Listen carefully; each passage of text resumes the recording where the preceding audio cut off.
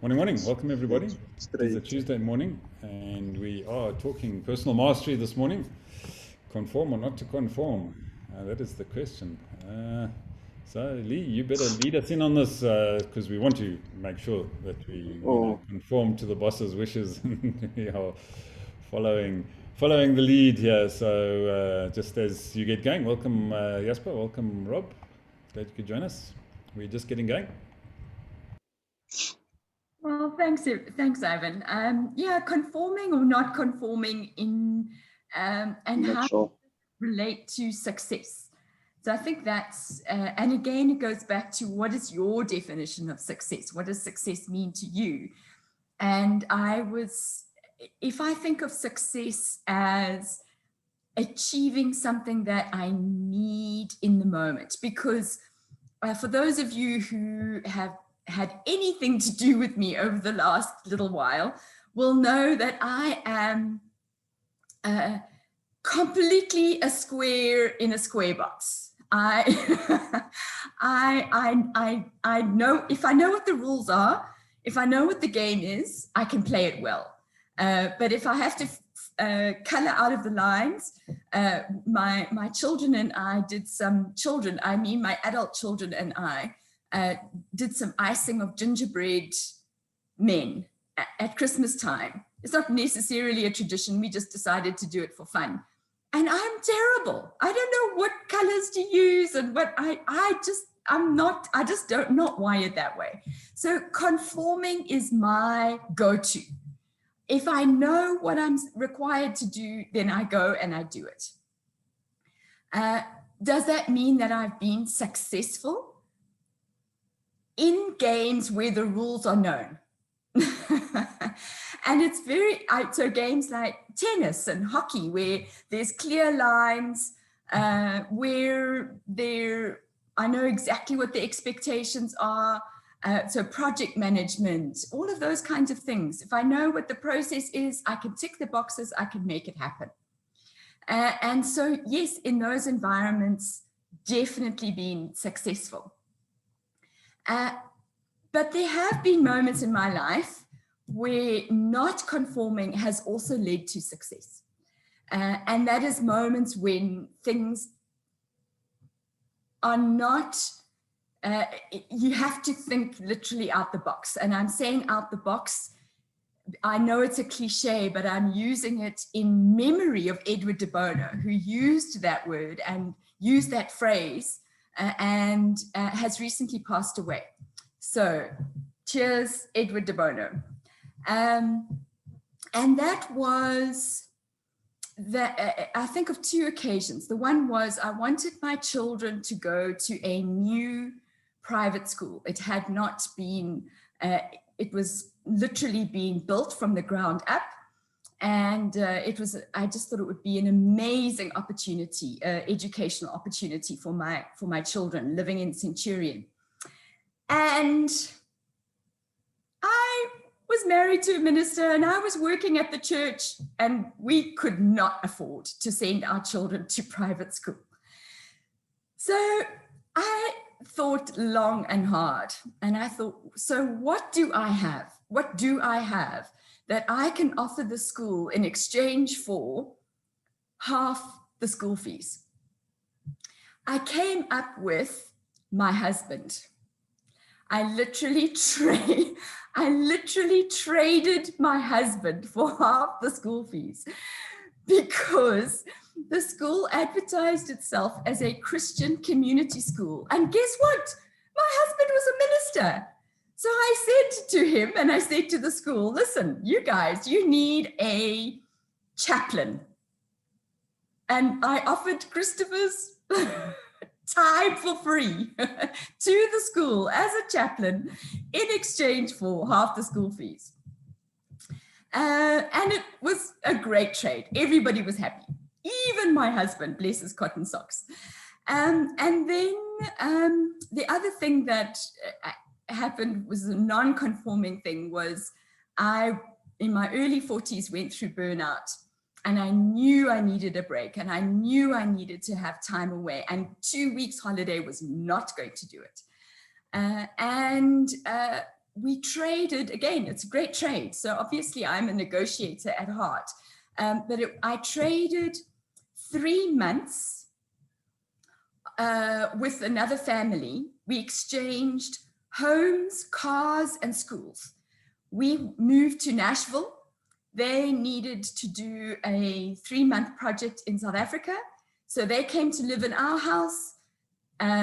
We didn't pay each other anything. We just literally swapped. They had 2 kids. I had 2 kids. We had 2 kids. So they both went to each other's schools. We each used each other's homes and cars, and I got my 3 months.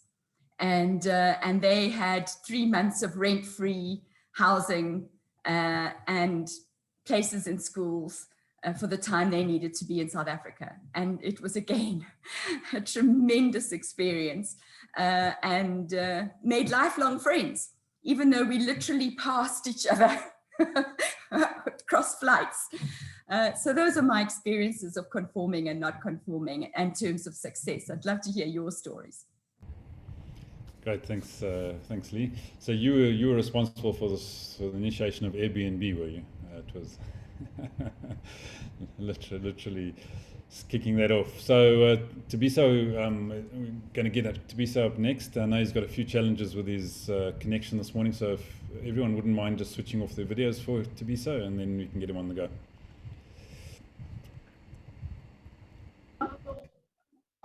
Thank you, Ivan. I think that conforming has its advantages, you know. For example, if you're starting an online community, you will have to go online to understand the ecosystem, you know, to understand what really works and what doesn't, and create a framework and a structure for your page, you know. When you have a structure and a framework, you can slowly add what's different about you and about your page, you know. Being different from the get-go is not wise, because you will get shunned and ignored, you know. I don't think that's wise for creating a self-sustaining brand, you know. I think that you have to conform to a certain degree, because to conform entails to be empathic, you know, and empathy makes you relatable. To conform is to understand and to be compassionate, because you can mirror people's mannerisms and conduct, you know. A perfect example of conforming to be different is with the Apple II, you know. When it was released, it was just like a lot of computers, you know, in terms of the make and how it was actually built, you know. And it could run on any operating system rather, and could be modified to the customer's taste. And it had multiple USB ports, you know, so it was just like any other computer, you know. It wasn't at all different from what was in the market, you know. Steve Jobs, of course, changed everything about the Apple II later with his later product, you know. He closed up everything and reduced the multiple USB ports just to add the 2 ports for the modem and the printer, you know. So what Steve Jobs did was that he actually conformed, and then later he actually changed Apple to what it is, you know. The decision to actually close Apple was the difference maker and the reason why Apple is the most valuable company in the world, you know. But they had to conform first. You have to conform first and then add what makes you different. You know, I think that's my strong belief, you know. Not conforming makes you different, of course, and it can provide an edge to inspire innovation that can make you successful. But it's not really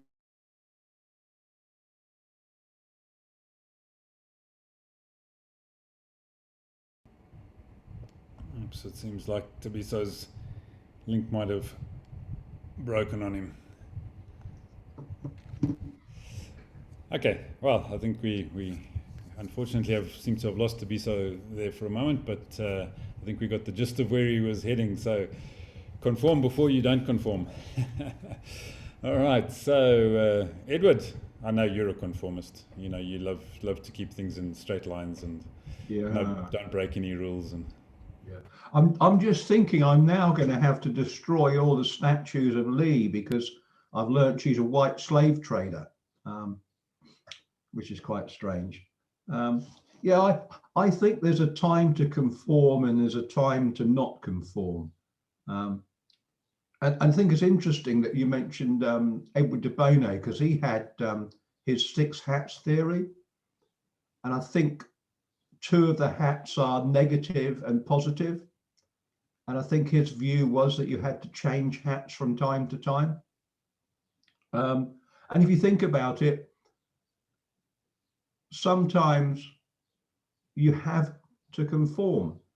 If you when Fosby invented his flop, every high jumper from then on had to conform, because had they still persisted with the straddle jump, they would have got nowhere.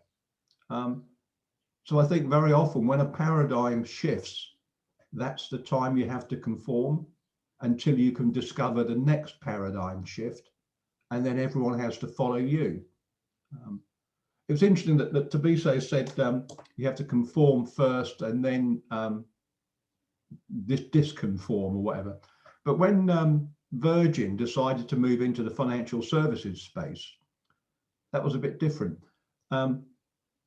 because they at that time, everyone in financial services turned up to a meeting in a suit and had a tie on. That was just what you did, you know. And if I'd sat in my office in a pair of jeans and a t-shirt when I was an accountant, and a corporate client came in and I said, "Hey dude, how you hanging?" I wouldn't have had many corporate clients. Just like if Tobiso said, "Oh, hello, very nice to meet you," he wouldn't have many friends. So you have to conform to certain social norms. But at that time, Virgin wanted to make an impression on the financial services world.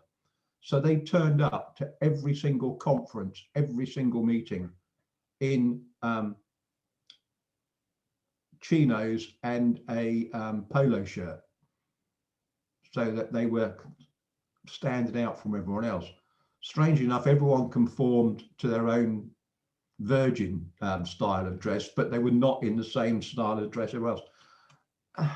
And it did make them stand out for a while, but then it made no difference. So they went back to wearing suits. So I think, yeah, there's a time to conform, there's enough time not to conform. And I think if you're too non-conformist, you stand a chance of not achieving anything. Sometimes it's easier to achieve things from within. So perhaps be like Lee, follow the rules, and then work away at changing the rules.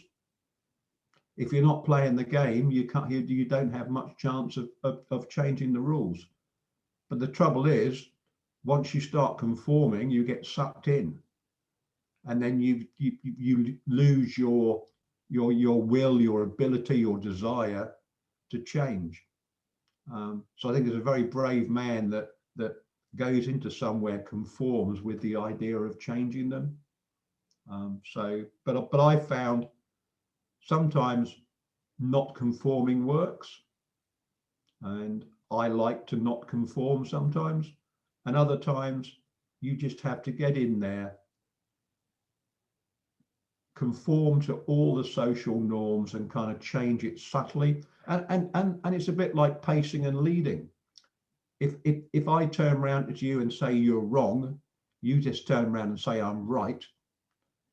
If I come alongside you and kind of half agree with you and walk with you and just gradually steer you around, I can change your direction. So I appear as though I'm conforming, I'm agreeing with you, but I'm only agreeing with you so I can just subtly change your view. And rather than have a sort of right-hand turn, we take a bigger curve. So I'm being subtle about my non-conformity. That's my thoughts. A bit of a ramble because I didn't prepare very much, but Ed, why aren't you conforming? You know what the rules are. You need to. I thought there were no rules except the Trevor Amendment. The Trevor Amendment will. All rules exist. Yeah, no rules exist. So, Rob, do you agree with Ed or not?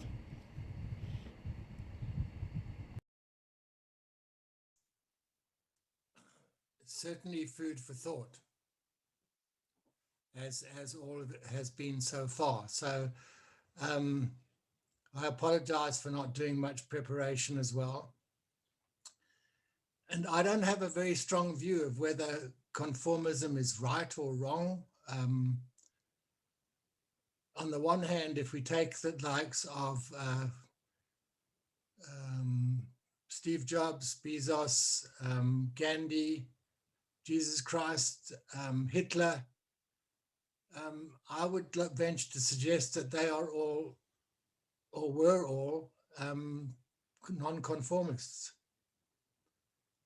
So it's non-conformists that actually shake the world up a little, like as Malema does, whether we like him or not, that post from Lee. He has to non-conform because he needs to show that he's doing something different for South Africa. If he was just a conformist, then he wouldn't get the popular vote that he has or the popular support that he has today. So I kind of think if you're trying to change anything, you can't do it on a conformist basis. When they talk about marketing, the place to play in marketing is called the white space, a space where nobody's been before.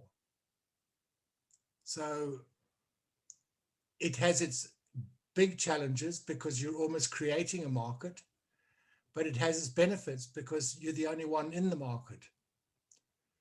So I was an American exchange student.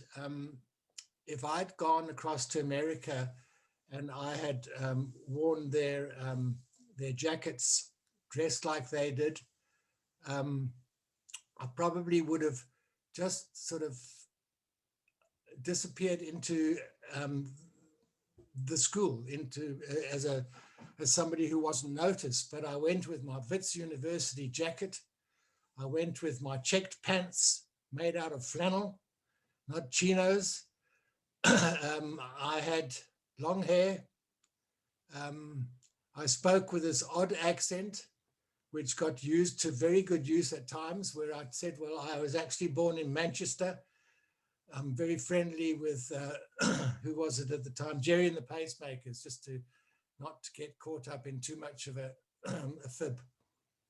But it was non-conformism, I think, that helped me make a success of my time there, because people wanted to, I was singled out and I was invited to things, and I could talk. You're basically a junior diplomat, so I could talk about South Africa and explain that I might dress differently, but in many ways we're all very much the same. So it was non-conformist to get attention. Good or bad, I don't know how success came into the story there, but Lee, you started talking about success and our definitions of success. I think mine certainly change, because I felt that my successes, what I reached for when I was a lot younger, were some very, very high aspirations, but they were all material. They were shallow, I felt today. It's easy to look back on it now. And then I read the definition of success by Ralph Waldo Emerson. And the one that caught me was success is to gain the respect of intelligent people, which I have posted on my signature on my notes, and I haven't seen reason to change that at all. So if we're looking for a future subject, I would like to pose a subject called, is it better to be liked or to be respected? And I'm still in two minds about that, because it's whatever it is. Thank you for the time. That's my little lot. Great, thanks, thanks, Rob, for your input. And I'd like to respect you, but you will have to see which way that goes. So, Jasper, I know you're a total conformist. You know, you don't like breaking any rules. So. Yes, morning. It's an interesting topic, and also difficult to actually get your teeth into it, because it doesn't just, it's not easy to package it, let me say. And that's probably why it is conforming or not. So, so as I was thinking on the topic, as I said the word conforming, the next word that jumped into my mind was compromise. So what is the definition of compromise? Is to say, all right, I have to let go on some of the things that I feel very strong on, so that you will also let go on some of the things that you feel strong on, so that we can move closer to each other and maybe find each other somewhere in the middle. And then I thought it's maybe another word that jumped in my mind is my ability to be flexible. Because if I'm inflexible, it will hold me back in terms of the things that I set out to do in life. Because we deal with people and we need to know where people are, and they are not necessarily where we are. So how do we find each other in order to move forward? So I said that ability to be flexible is actually part of an ongoing personal growth experience, because that I get to know about another person's career or thing, and I can find out what makes him tick, and I understand him better, it's easier for me then to relate to him. So it means I need to start taking an interest in topics and in people that I would normally not just out of my own wanted to do. And that led me to say, maybe we can define a new IQ. Because, you know, in school, we only measure academic IQ, your ability to remember. And then we've heard of emotional IQ and a whole lot of other IQs. But what about, let me just, what about the cultural IQ? Cultural IQ is then your ability to be flexible with many cultures, and culture is not just race and religion, but you know, people of different thinking, and people who are very good at, let me call it a high cultural IQ. And we have an example in the Bible. Apostle Paul was the guy who was called to take the gospel to the people who were non-Jews. So there's a lot of non-Jews. But each of the people he took it with had a unique, different culture. And in one of his writings, he said, for the Jews, I'll be like a Jew, and for the Romans, I'll become like a Roman. So he had the ability to immerse himself into the thinking, the language, the culture of each of the people that he went to. So why would we want to then improve our cultural IQ? And I said, well, it's part of my ongoing personal growth, which is my key to ongoing personal success. Because what in the, is what I want to do. I want to improve my personal lifestyle and that of my family, and whatever it is that what it means for me. But I can only do it because to the degree that I have a strong, empowering ecosystem around me. So that empowering ecosystem, I mean, we each define our own ecosystem the way we define it, but in order to be part of that ecosystem means it's not just me. It's me and a bunch of other people who think differently, act differently, but collectively we bring value and skills to the table. But I need that ecosystem, otherwise I cannot become my best me. So I think my conclusion then is we all need to have a high cultural IQ, an ability to be flexible, but there are times that you know, you don't have to just conform. You also need to be strong enough in your own identity to know when to stand and say, this is me, this is who I am, and I'm different. Great, thanks, Jasper. Some excellent points there, but I just hated that you still sit on the fence at the end of the whole conversation, you know. So, all right. So, Trevor, I know you are the ultimate conformist in this group, so. Yeah, Jasper, he sounds like a two-handed economist. On the one hand, who do, on the other hand, who do this, and you know, comme ci, comme ça. So listen, I think the whole discussion is moot. So you can see I've got a daughter that's an attorney, and it's quite simple. each and every single one of us is absolutely unique. So if we admit to that, how can we conform to anybody else? So I have a problem with that. But I think back to the hippie days, when flower power was in vogue and Ed had some tresses. I don't know if he was wearing a wig at the time. There was no way he could have had hair on his head, this guy. I mean, people were wearing corduroy jeans and cut off tank tops and all that sort of thing. And they were turning around and saying they were doing this because they were anti-establishment. And that's when I learned to love this word, which had nothing to do with the hippie culture, anti-disestablishmentarianism. Try that one, Ed, early in the morning. You know, I used to laugh because the culture was, no, we all want to be different, but everyone was being the same in those days. And I think that's the giggle. I think that anyone with any intelligence. So now, what is intelligence? But I think anyone who conforms to my view of everyone is unique, and that we have two paths to choose.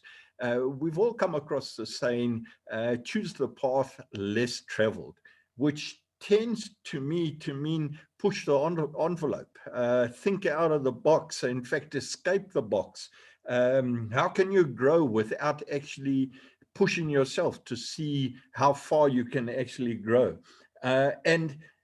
You know, another thing that I've grown up with, and I was amazed to hear that Edward de Bono had passed away, and I see it was just recently. And the thought that went through my head, Lee, was, I wonder what his final thoughts were. You know, did he know he was passing away? I don't know. Did he have a terminal illness, or did he just pop off like that? But did he have some latter thoughts that were very different to his early thoughts in life and all of his books that he wrote? What were his final thoughts? Because I know my thoughts right now are so blooming jumbled up. If you think you know something, some guy by the name of Chapman comes on, or Rob Jackson, or a young philosopher by the name of the Little Crocodile, or Jasper Kloete comes on, and they completely discombobulate all your thinking that you actually grew up with. But there's one thing that I have in my mind, and that is, the masses are almost always wrong. And so my gut tells me, when everyone is going off in that direction, look the other way. Have a look at why are people not working in that one? Because the masses are almost always wrong. And that's something that I think is in my head. And I heard Tobiso talking about Steve Jobs. Now, he almost seemed to turn around and say that this guy, to become the ultimate non-conformist, had to be a conformist at the beginning, in the beginning stages.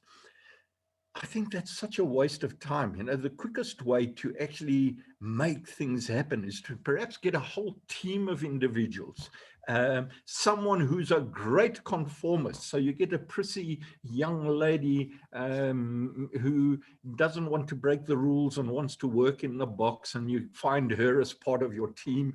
And then you find some people who actually don't understand any rules, and you get him as part of your team. And then you get a middle of the road guy who's the smart guy that can keep things together and stop arguments in that operation.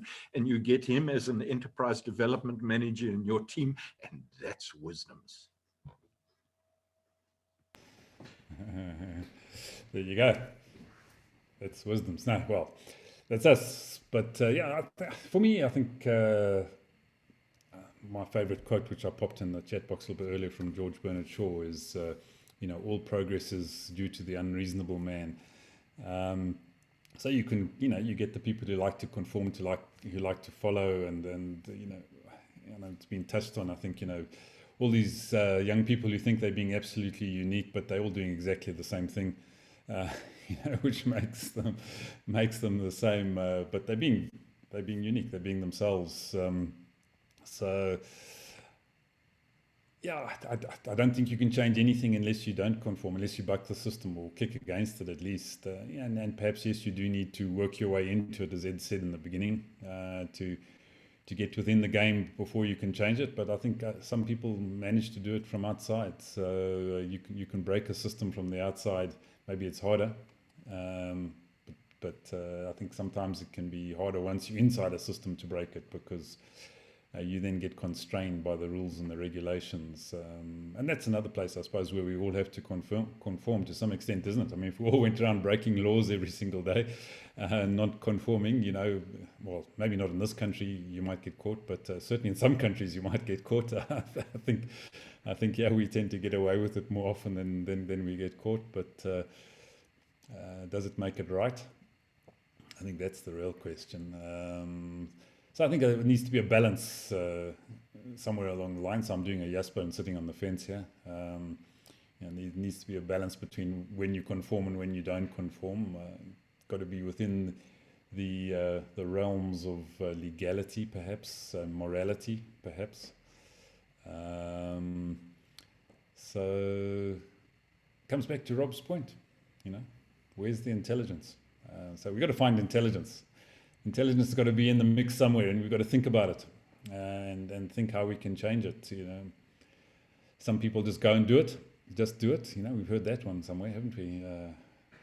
Just do it, Nike, I suppose. You know, I like to think. I mean, Rob, you touched on the white space in marketing, advertising. I think Nando's has done a brilliant job from that perspective. You know, they just simply don't conform, and they've done it exceptionally well.